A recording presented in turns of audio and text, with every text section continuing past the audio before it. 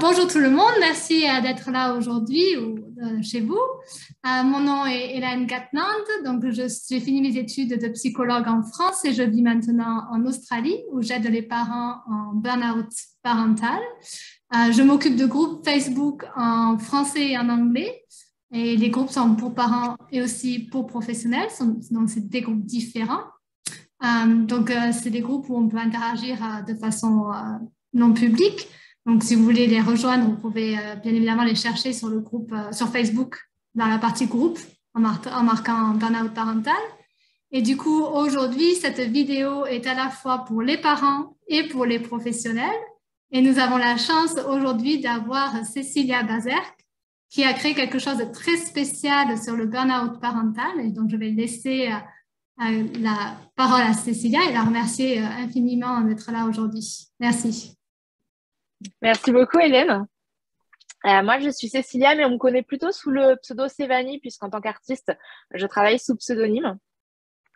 Je suis maman de 4 enfants et je suis illustratrice et autrice. Donc, j'ai commencé en faisant de l'illustration jeunesse.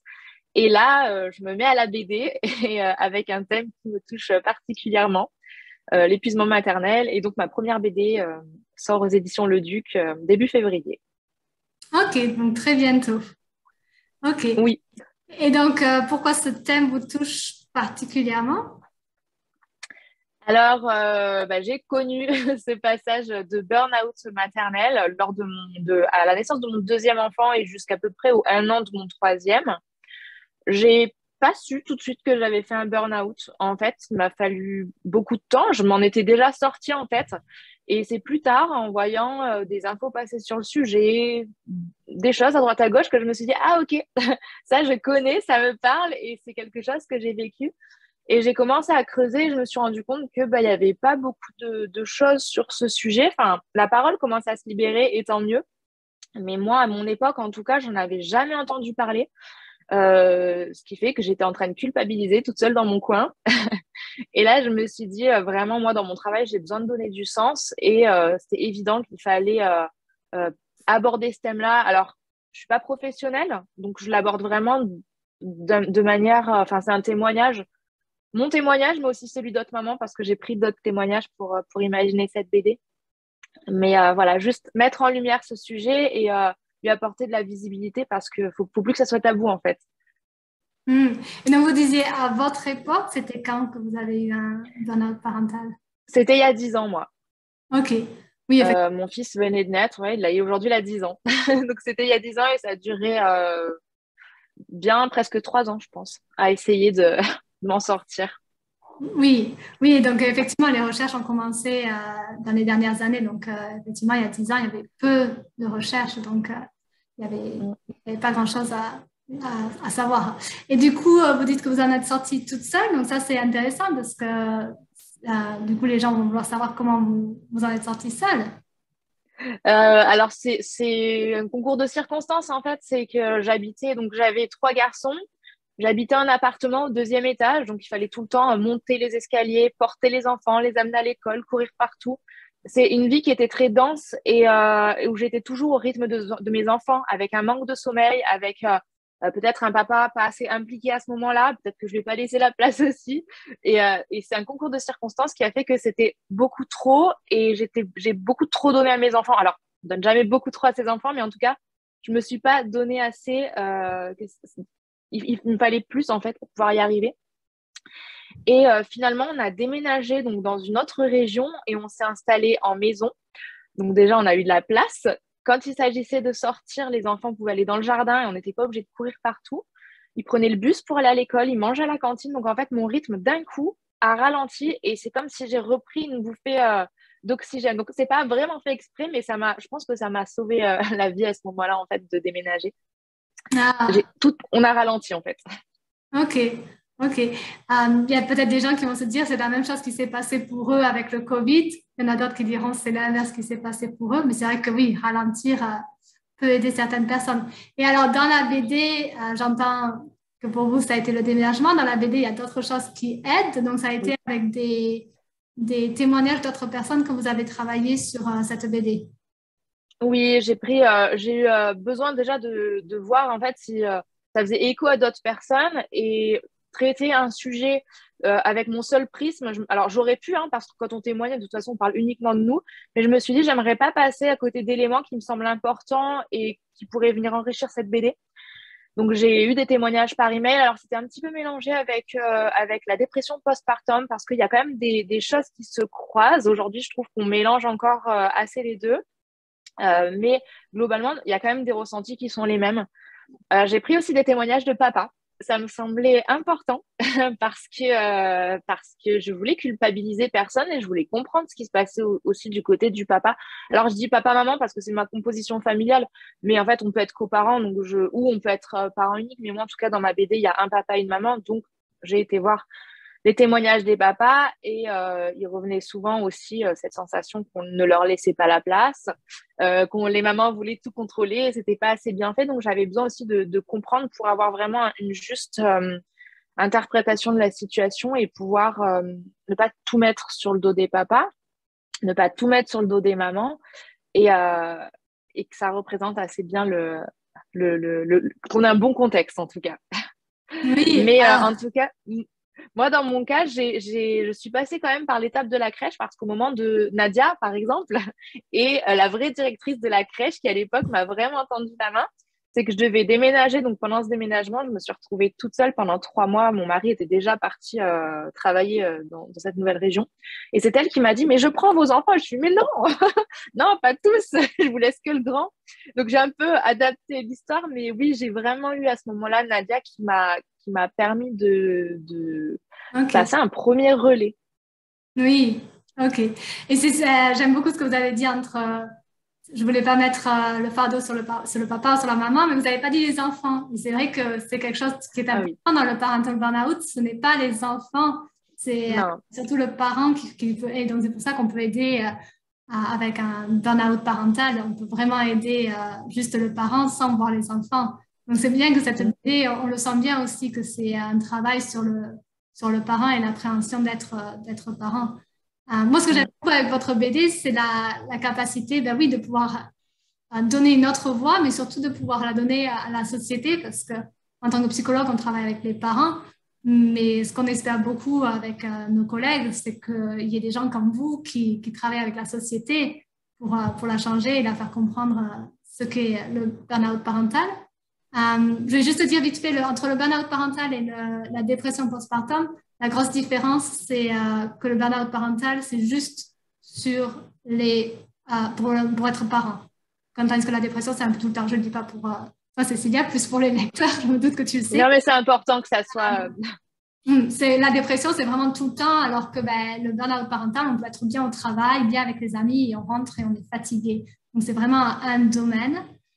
Et donc, du coup, oui, ma question aussi, c'était parce que j'ai trouvé votre BD extrêmement précise et riche dans les recherches. J'ai trouvé qu'il y avait beaucoup de choses que moi, j'avais appris quand j'ai été entraînée par le Training Institute Parental Burnout. Et donc, est-ce que vous avez parlé avec eux? Comment vous avez fait vos recherches? Non, je suis vraiment partie de ma propre expérience. Et alors après, c'est un sujet, j'ai vraiment des antennes depuis un moment où je capte un petit peu tout ce qui se fait. Une fois que j'ai eu écrit mon scénario, j'ai été lire quand même certains ouvrages pour être sûre que j'étais dans le juste, mais globalement, en fait, c'était assez cohérent. Mais comme je me positionne pas en professionnel et que c'est que des ressentis, des émotions, en général, les émotions et les ressentis sont assez justes, donc j'imagine que c'est peut-être pour ça que ça colle. C'est très, Et très, très juste, oui.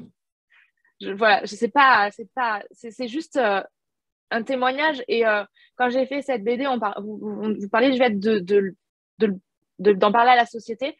Moi, quand j'étais en burn-out, il y a vraiment une chose que je me disais constamment, que je disais même à mon mari, il n'y a pas de mots assez forts. La fatigue, l'épuisement, être vidé, c'est pas assez fort pour décrire l'état dans lequel je suis. Il n'y a rien qui est assez fort pour dire à quel point, comment je me sens. Et ça, c'était compliqué parce qu'on a beau dire ça va pas ou je me sens fatiguée, bah, les gens ils prennent pas ça trop au sérieux. Oh, bah, va faire une petite sieste. C'est pas juste aller faire une petite sieste en fait.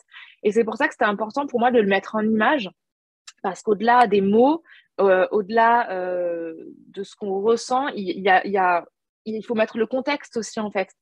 il faut mettre des images. Et cette BD, j'ai commencé en la dessinant. La scène qui est venue la première, c'est la scène de la noyade. Tout est parti de cette scène-là, en fait. Et je crois que c'est vraiment ce que j'ai ressenti de plus fort. J'étais en train de me noyer et j'arrivais pas à reprendre pied.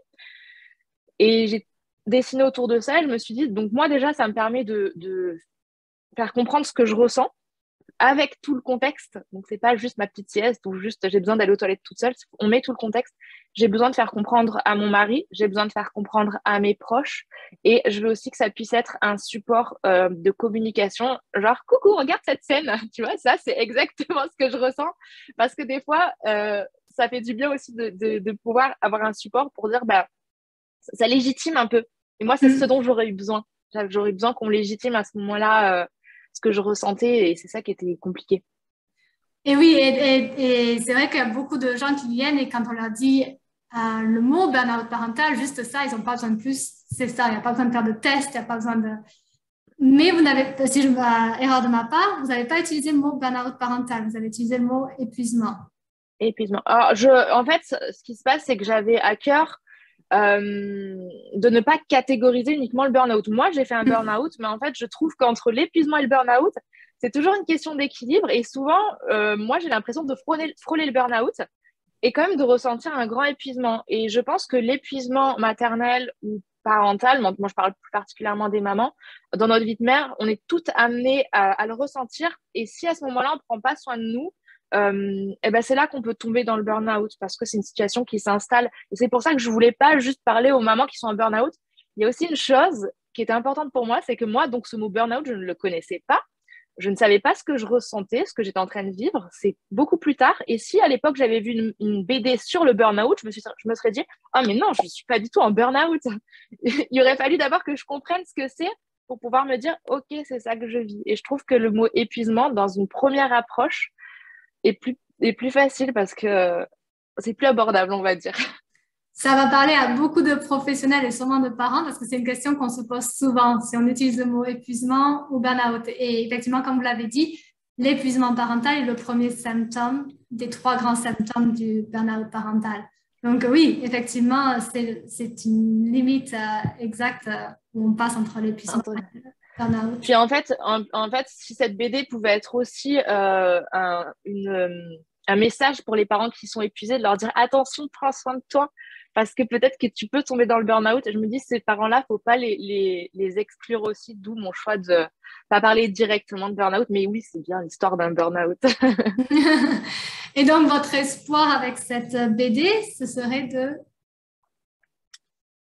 Qu'on en parle, en fait, que ça ne soit plus tabou et qu'on... Alors, c'est difficile de dire qu'on arrête de culpabiliser parce que, enfin, je pense que c'est compliqué, hein, moi, aujourd'hui, même avec toutes mes connaissances, avec le recul, avec cette BD. Je pourrais très bien repasser dans cette situation-là. Je ne sais pas si je ferais les choses différemment et je culpabiliserais tout autant. Mais même si on a du mal à ne pas culpabiliser, au moins se dire, bah, c'est OK et tu n'es pas folle et tu n'es pas une mauvaise maman. Donc, je voudrais juste qu'on en parle et qu'on arrête de montrer du doigt les mauvaises mamans ou en tout cas les mères qui ne sont pas des mères parfaites. Oui. On est aussi des bonnes mamans si on peut être fatigué et être une bonne maman, en fait. Oui. Et bien évidemment, pour les papas qui entendent, Stéphanie a fait quelque chose sur les mamans, mais bien évidemment, les papas aussi, comme elle le disait, peuvent le ressentir. Donc, du coup, la BD sera disponible bientôt. Et alors, comment les gens peuvent l'acheter? Est-ce qu'ils peuvent d'ores et déjà l'acheter ou comment ça se passe? Elle est actuellement en précommande chez tous les libraires francophones. Et après, elle sera en librairie en ligne ou directement en boutique. Soit elle est en rayon, soit vous pouvez la commander.